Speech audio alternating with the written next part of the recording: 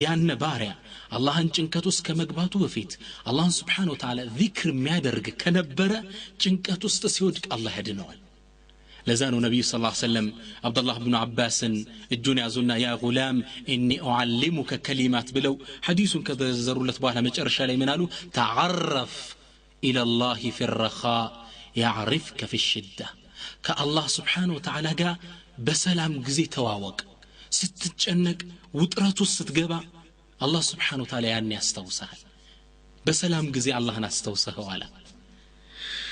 ነብዩላህ ዩኑስ አለይሂ ሰላም አላህ Subhanahu Wa Ta'ala ወደ ሆነች ሀገር ነብይ አድርጎ ዳዕዋ እንዲያደርጉ ልኳቸው ነበር። ሙፈሲሮች ምን ይላሉ? እነ ዩኑስ ዳቀ ሰድረን بتكذيب قومه።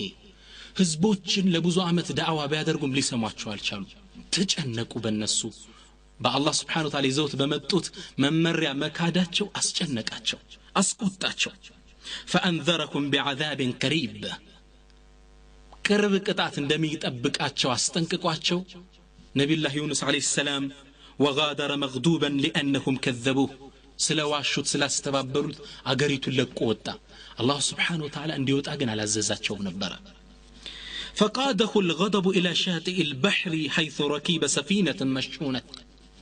ከዛም ይሄ ቁጣ የነዳቸው ወደ አንድ ወንዝ ዳርቻ ይሄዳሉ። ከዛም በሰው የተሞላች መርከብ ላይ ሲደርሱ አብረው ይሳፈራሉ። ከዛ ጋር አላህ Subhanahu Wa Ta'ala ቁርአን ላይ ምናል اذ ابقى الى الفلك المشحون። ነብዩላህ ዩኑስ አለይሂ ሰላም አላህ ሳይፈቅድለት ከአላህ ኮብልሎ በሰው ወደ ተሞላች መርከብ ላይ ወጣ። መሽሁን ማለት በሰው የተሞላች ማለት ነው። ነብዩላህ ዩኑስ አለይሂ ሰላም ከዚህ መርከብ ላይ ወጣው ሲሄዱ فجاء الموج من كل مكان። ማዕበሉ ከቀኝ ከግራ መርከቢቱን ያናውጣት ገባ። فقال الملاحون የመርከቡ ሹፌሮች ምን አሉ? ها هنا عبد أبق من سيده። ከኛ መሃል ከጌታው ሸሽቶ የመጣ ከሰይዱ ከጌታው ሸሽቶ የመጣ ባሪያ አለ። እኔ ልምድ አለኝ አለ የመርከቡ ሹፌር፣ ልምድ አለኝ። ከጌታው ሸሽቶ የመጣ ባሪያ ካለ መርከቡ እንዲህ በማዕበል ይናጣል። ስለዚህ ምን አለ? ሁላችን ከምንሰምጥ ነጃ ለመውጣት ካለንበት ጭንቀት ሰላም ለመውጣት እጣ እንጣጣልና እዛ ሰው ላይ ደርሷል ያን ሰው ወንዝ ውስጥ መጨመር አለብን ብለው ተስማሙ። እጣ መጣጣል ተጀመሩ። ሲጥሉ ነብዩላህ ዩኑስ ጋር ወጣጣው። እንዴት ብለን ጥላቸዋለን? ነብይ ናቸው አለ ህዝቡ ሲል ሁለተኛ መሳ ሶስተኛ መሳቸው ጋር ይጣ ይወጣል።